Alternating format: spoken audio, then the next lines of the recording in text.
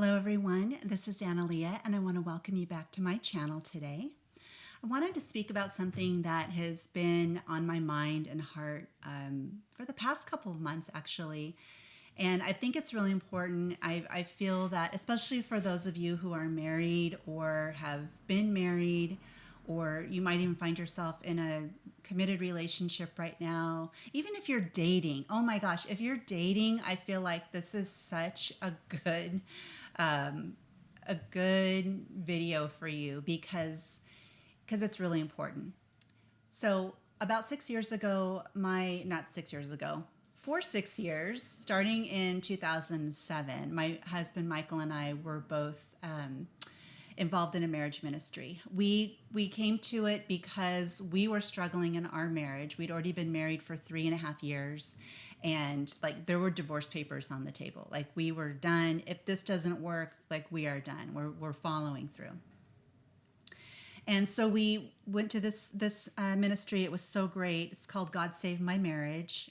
That's their website name if you want to take a look at it.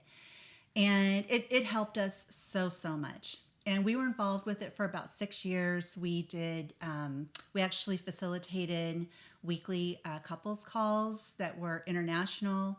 And we also facilitated 4-day marriage intensives out here on the West Coast.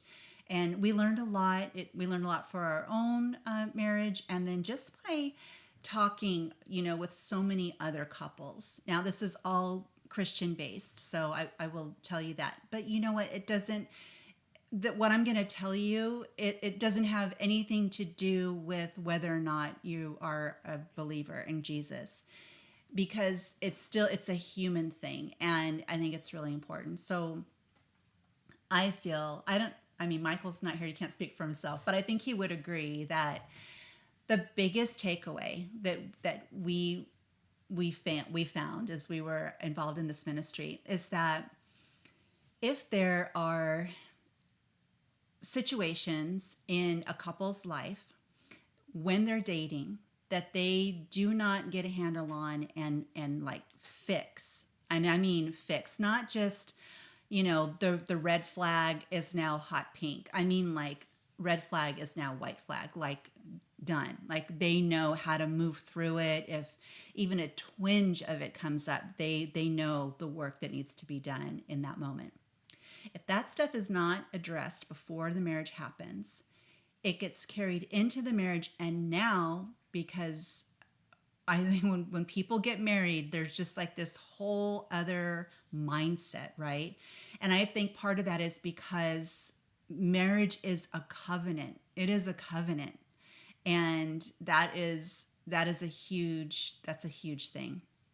So if those things aren't fixed and you're taking all this fussing and fighting and junk into this covenant situation, it all just gets blown up. It does not magically get fixed just because you're now married. It doesn't magically disappear. It gets bigger. I promise you 100%.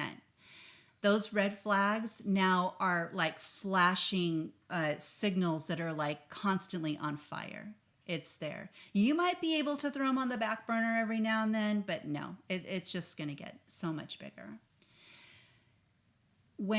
Yesterday, so I'm in a women's Bible study, and last night part of our study was listening to a podcast.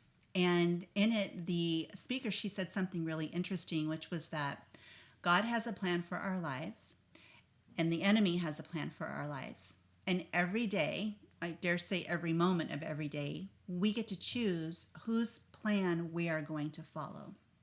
You can think of it maybe as the proverbial angel on one shoulder, devil on the other, right? Which one are you going to listen to? They're both speaking into your ears.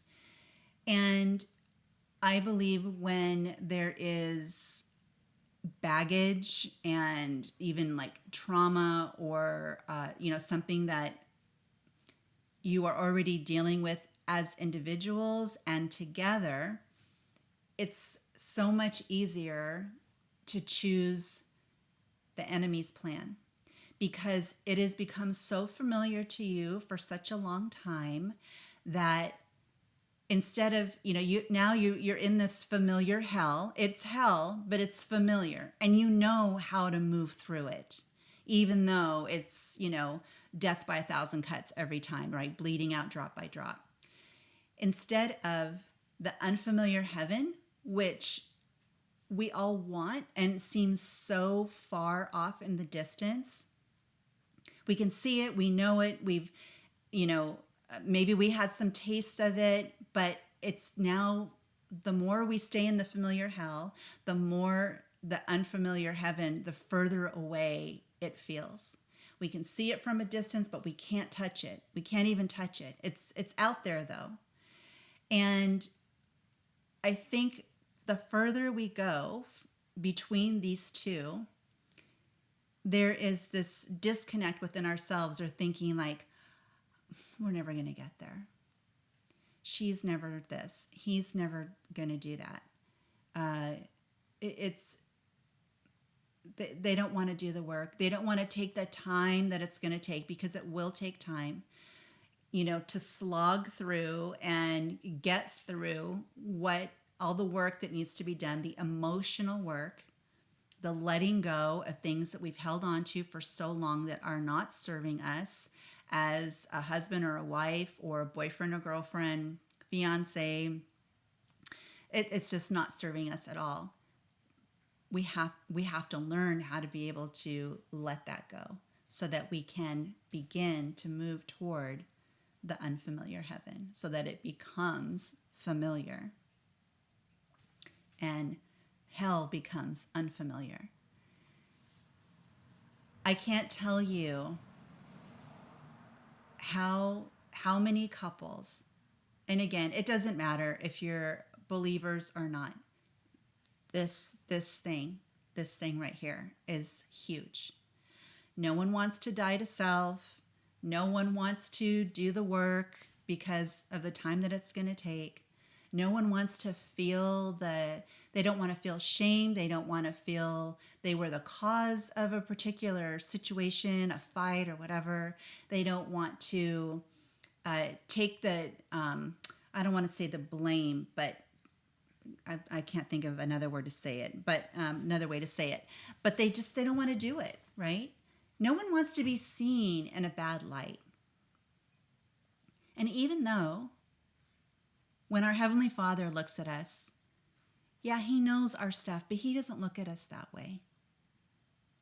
If we could choose His plan more and more, we would understand that He sees us so, so differently. And if we could begin to look at ourselves through His lens and believe His truth about us instead of the enemy's lies about us, I believe that the distance between the familiar hell and the unfamiliar heaven begins to go like this, right? Because so many of us are thinking like, there's this idea, I think, when people get married, this is myself included, they think, oh my God, it's going to be so beautiful. We're going to have this beautiful wedding and this amazing honeymoon, and we're going to, come back and either get an apartment or we're going to get a house, and we're going to have great jobs, and we're going to travel, and we're going to make love all the time, and we're going to have kids, and it's just going to be great, right? No one is prepared for the terminal diagnosis that your spouse gets, 8 months after you get married, or your house getting foreclosed on, or the job that you thought you were going to get falls through, right? Or maybe some sort of, there are other disconnects, other things that you just did not plan for. You didn't plan for. But here's the thing, everyone. Life is beautiful and it's messy. It's messy. And no one prepares you for that, especially those of you in your 20s. Maybe now. Now, I'm just going to tell you, because I was in that marriage ministry, I talked to my boys on the regular about relationship, and especially from a women's perspective, right? A woman. And since my husband passed away in July, he's not here to be able to talk, we had those conversations when he was alive, but now as they're finding their way and working and dating and things like, it's incumbent upon me to share these things with them. No, my mom never shared any of this stuff with me. It was all just my own observation. I was like raised by the television. I was raised by babysitters and extended daycare because she was a single woman and she worked and, 6 days a week, 10 to 12 hours a day. Her mom never told her anything. It was fly by the seat of your pants. And so I feel now, I hope that I don't, younger people, there are people speaking to them. There was no one for me growing up that poured wisdom into me, that said, look, I know the wedding, it's all beautiful and it's great. Let me just tell you also what reality looks like, because these things on some level will come up. And you may think that everything is jiving and going great and stuff, but there's still things that maybe your spouse has just a hard time revealing, and not like it's anything horrible, nothing that would break the relationship, but to them maybe they think that it would, and then because they think that, like, all of these other things can happen, like all these little foxes, right, coming in to spoil the vineyard. So I just want to encourage those of you listening that the best way, in my opinion, to get to that, to make heaven familiar and not unfamiliar, is to have God at the head of your marriage, 100%. And then the two of you are submitted to Him. And when that can happen, everything else, not that it's going to always be easy, for sure it won't, but knowing that it's the three of you, right? It's the three of you. And marriage is it's important. It's talked about all through God's word, right? Like the first relationship between a man and a woman was kind of like a marriage. And Jesus is the bridegroom and we're His bride, and we'll be partaking with Him at the marriage supper of the Lamb. And it was so important, and it's so beautiful. It's a beautiful, beautiful covenant. And this side of heaven and living in a fallen world, man, is so hard. It's so hard to make that, to be in that. And the thing is too, is let's say you were married and you got divorced, and the things that brought the divorce to fruition, for yourself, right? Whatever your spouse does, like that's your ex-spouse, that's their thing. But if you have a desire to eventually marry again, you've got to get a handle on your stuff. It takes two. It's not usually it's not just one, right? It's some form of both.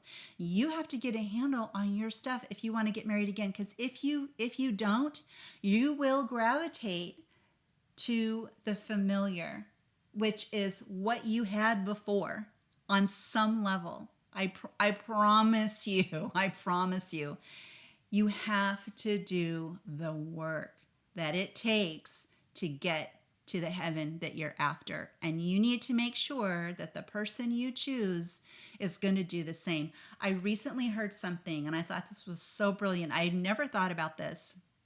You've heard, when you're born, like, well, you can't choose your family, like you're just born into your family. You actually get to choose your spouse. That's the one family member you will choose should you decide to get married. Choose wisely. Make sure that you are in a healthy place and that the person you're considering marrying is in a healthy place, and that you have a relationship together where you feel safe enough to talk about everything, every single thing, and that you do it under the headship of God. Because when you make Him the center of your marriage, it's completely different. It's completely so opposite of what you were already experiencing. It's so much better. If any of what I've said today resonated with you, please leave it down in the comments. I would love to see what you glean from this. If there's something, even if you're just like, Analia, you're full of it, that's okay too. I just want to share with you my experience, and that this is just, it's so important. This is so important. And I'm always, always learning stuff all the time. And especially when I look back on my life and having been married and widowed twice and been in a blended family, and my children grown now and starting over again at 57, like, there's just a lot. And if you've watched any of my previous videos, I'm coming out of people pleasing. I experienced abuse when I was little. Like, there's a lot, right? There's a lot. And I just want to share my experience with you. And maybe there's something in there where you might hear and you might think, I thought I was the only one who went through this or experienced that, or I didn't know that I was continuing to stay in this unfamiliar hell. Or I knew it, but I didn't really want to look at it. So thank you so much for watching. I pray God's blessing over your life today, and I am so looking forward to being with you again. Have a great day.